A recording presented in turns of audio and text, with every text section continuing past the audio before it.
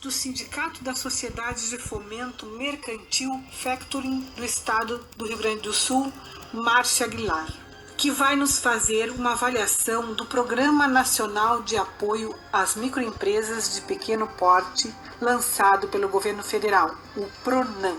Inicialmente nós perguntamos qual a sua avaliação geral, enquanto representante do SINFAC, sobre esse programa do Governo Federal, o PRONAMP. Bom dia. Em relação às perguntas que foram realizadas, passo a responder. A avaliação do sindicato em relação ao PRONAMP. É um programa inédito no Brasil, na medida em que a suspensão da atividade econômica por parte das empresas, micro, pequenas e médias empresas do Brasil, gera um problema cascata. Você suspende a atividade, você suspende faturamento, por consequência você suspende o pagamento das obrigações, e as empresas habitualmente não possuem uma poupança significativa que permita ficar tanto tempo fechado. Vislumbrando esta necessidade de mitigar os efeitos da crise provocada pela Covid-19, o governo lançou alguns programas, dentre eles o PRONAMP. O programa onde o governo federal garante 100% do recurso tomado pelo micro e pequeno empreendedor, aí compreendido quem fatura de 360 mil ano até 4.800.000, e servindo necessariamente apenas o aval como garantia adicional aos contratos. Esses contratos são firmados com 36 meses para pagamento, até 6 meses de carência, e com 8 meses de carência, mais especificamente, com taxa anual de Selic mais 1,25, hoje em torno de 13.000%. O crédito que não tem contrapartidas, ou seja, não existe necessidade de garantia colateral, e o Fundo Garantidor de Operações gestoriado pelo Banco do Brasil é o grande responsável pela liquidez do programa. O sistema financeiro não corre nenhum risco adicional. Iniciou o programa através da Caixa Federal, que fez o maior aporte de recursos, seguido do Banco do Brasil e do Itaú. Foram os 3 maiores bancos aí, que sozinhos totalizaram mais de 70% do volume alocado para as pequenas empresas. O programa é inédito. Agora houve no primeiro momento uma alocação de mais de 15,9 bilhões, agora houve uma suplementação já aprovada, em processo de implantação de mais 12 bilhões, então nós teremos aí praticamente 27, 28 bilhões destinados a pequenas empresas. Esse volume atendeu até agora 2% das empresas pequenas e micros, aí, atendendo 212 de 15 mil empresas do Brasil, sendo um programa efetivo, mas ainda de pouca capilaridade e de pouco acesso para a grande maioria das empresas que têm necessidade. Veja-se que nem todas tomarão recursos, porque nem todas têm dificuldade de caixa. Nós estamos falando de crédito para quem tem necessidade de mitigar os efeitos da crise. Então, sobre esse aspecto, nós entendemos uma iniciativa fantástica, nova. Veja que no ano passado, todo o volume de crédito para a micro e pequena empresa ficou na ordem de 100 bilhões. Nós estamos em julho e já temos aí disponível para essas estruturas praticamente 70 bilhões. Há uma necessidade premente de se garantir a manutenção dessas empresas, bem como a manutenção dos empregos que elas geram. E o sindicato, através das suas estruturas estaduais, em especial do Rio Grande do Sul, tem feito um trabalho de divulgação importante desses projetos, desses programas, porque na medida em que as empresas mitigam ou atacam os efeitos da crise com esse recurso emergencial, elas voltarão o mais rápido para as suas rotinas, que dependerá evidentemente dessa oscilação de bandeira vermelha, bandeira laranjada, laranja que tem no Rio Grande. Mas uma coisa é fato, é necessário que se retome imediatamente a atividade, e o sistema do fomento comercial está atento e será um grande parceiro na retomada da atividade econômica. Nesse cenário de vantagens e desvantagens do PRONAMP, o que o sindicato com seus associados pode oferecer de ajuda aos empresários para que movimentem os seus negócios? No cenário de vantagens, toda vez que você para de faturar, toda vez que você encerra a rotina, que é algo inédito, você tem efeitos imediatos. Por exemplo, os tributos continuaram vencendo, as obrigações contraídas com fornecedores continuaram vencendo, as despesas de locação, de manutenção da atividade, como água, luz, telefone, enfim, toda a despesa administrativa, ela continua ocorrendo. O que acabou, o que reduziu no período de lockdown, foi a venda, foi o faturamento, foi a receita. Então, inevitavelmente, você tem um descompasso. Sai mais do que entra, você paga mais do que recebe. E esses programas, ele tem a finalidade de tentar equacionar aquele período em que as empresas estiveram fechadas. Então, não existe como você pensar na retomada, e aí há que se considerar que mais de 500 mil empresas no Brasil já encerraram as portas. Há indicativas de que a gente chegue próximo a 15 milhões de desempregados. Então não existe como você retomar a atividade econômica se não houver aí um incentivo por parte do governo federal. Eu destaco aqui o PRONAMP para as micro e pequenas empresas. Eu destaco aqui o PEAC, que agora está rodando, que é o Programa Emergencial de Acesso a Crédito, que pega as empresas de médio porte até 300 milhões de faturamento como uma nova alternativa. Agora esse PEAC, ele é gestoriado pelo Fundo Garantidor de Investimentos, que está a cargo do BNDES. Então, inúmeros são os programas, as empresas têm que ter conhecimento na existência desses créditos e têm que se habilitar, não podem ficar esperando que o banco ofereça ou que o contador alcance lá o documento que permite o acesso ao crédito, que é a declaração enviada pela Receita. O empresário deve forçar, chamar seu contador, convidar seu contador a apresentar o documento que a Receita mandou e com esse documento bater no sistema financeiro e solicitar as linhas de crédito disponíveis.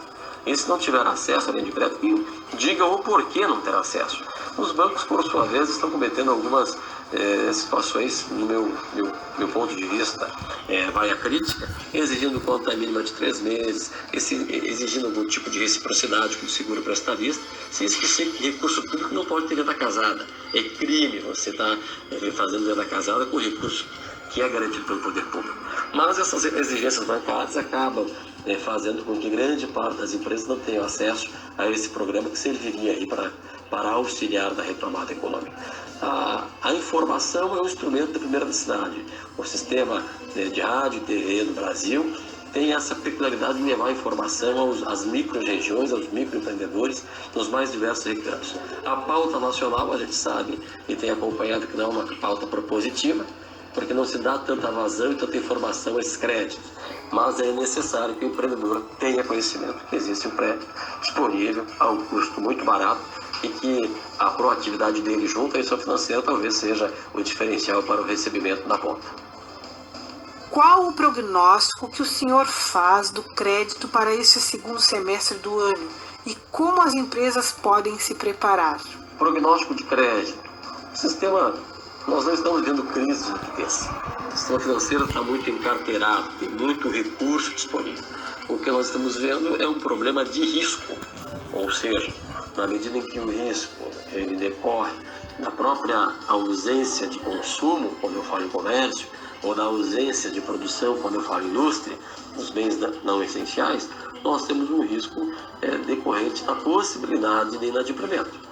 Ora porque muitas pessoas estão perdendo emprego, ora porque as fábricas não estão produzindo, porque o comércio está vendendo, ora porque se perdeu uma estação aqui no estado muito relevante, que é a estação de inverno, que é um fator de produção e venda, na medida em que grande parte do comércio ficou fechado. Ficou fechado e de forma desnecessária, em inúmeras localidades que não tinha um pico, não tinha um caso de Covid, ficou aí 30, 35 dias de portas fechadas. Eu não vou criticar o governo do estado, não vou criticar o município. O que eu penso é que nós ficamos parados muito tempo lá no início e medidas contemplativas aí, parte sanitária, não foram adotadas.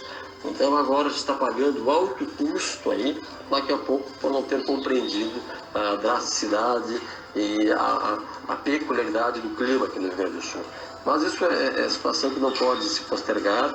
Nós temos que criar um ambiente, protocolos para que a atividade econômica que paga salário, que paga tributos, que sustenta o Estado, volte rapidamente a agir. Nós estamos vendo aí um prognóstico de que o PIB vai cair menos do que se previa, se falou em 8% de queda do PIB, já estamos com uma nova reavaliação do Focus aí para 5,6%, talvez haja um redimensionamento para o segundo semestre e uma redução ainda na queda. O que interessa para efeito de crédito é estabilidade na perspectiva de verificar a retomada econômica e mitigar os problemas da inadimplência que acabam gerando um risco imediato. Então, o banco tem dinheiro, mas faz uma seleção muito definida aí para emprestar. E, evidentemente, nós teremos um aumento substancial de reforma de revisões bancárias, aí, porque tem muita gente que foi pega no contrapé e que não conseguiu aí fazer o dever de casa, que é adquirir suas obrigações. Mas a gente tem visto também o sistema financeiro bastante solícito na renovação, na postergação, na recomposição, e neste momento de excepcionalidade, esta é a palavra que ressalta. Renegociar, recompor, entender o problema da indústria, entender o problema do comércio. O grande banco sabe que precisa da atividade econômica. As empresas de fomento comercial são alternativas, as FECs, as securitizadoras, as empresas simples de crédito, têm essa habilidade de trabalhar com o micro e com o pequeno, às vezes levando crédito aonde o sistema financeiro não leva. Para aquele cordato cumpridor das obrigações, mas que por uma fatalidade acabou ingressando aí no momento de inadimplemento provisório. Então, tem crédito, esperamos que esse crédito chegue na conta. Qual a mensagem o senhor gostaria de deixar aos empresários de Santa Vitória do Palmar e ouvintes da Rádio América? Falar de otimismo num momento como esse é sempre algo difícil. O que eu falaria hoje para o empreendedor de Santa Vitória e região? Resiliência, muita conversação com as suas estruturas representativas, forçar para que as federações, os sindicatos, as associações façam uma interlocução com o governo federal, com o governo estadual e federal e municipal, assumindo a responsabilidade em relação à atenção aos protocolos, fazendo uma reabertura do comércio de forma segura, fazendo com que se mantenha o distanciamento necessário, mas que a atividade econômica conviva com o problema da pandemia. Se a saúde é uma ciência, a atividade econômica também o é. E não adianta você empurrar para um grande número de óbitos CNPJs, várias empresas, sob a égide de que devemos ficar em casa porque isso evitará o contágio. O contágio está aí, lamentavelmente o vírus está no ar, o processo de segregação ele posterga para que o poder público consiga adotar meios de atender a população, mas existem cidades, e talvez seja o caso de Santa Vitória, desconheço o número específico, e tem poucos casos, o sistema de saúde próximo consegue assimilar, então não há justificativa de haver um lockdown total.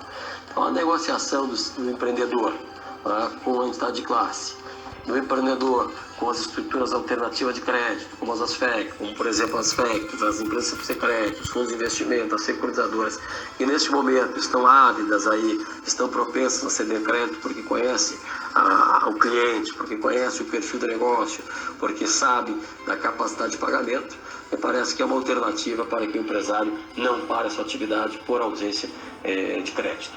Então, resiliência, interlocução, coragem no enfrentamento e a adoção das medidas e dos protocolos que são colocados à disposição aí pelo poder público para que a gente consiga retomar uma atividade econômica, se não normal, mas com a perspectiva de retomar a normalidade no médio espaço de tempo, com segurança e sem o alastramento aí, da contaminação do vírus, que é um problema de foro mundial. Não é uma peculiaridade nossa, é uma situação complicada que assola o mundo, mas que a gente precisa conviver e até mesmo adotar medidas que permitam o convívio pacífico entre as instituições, o poder público e a própria doença.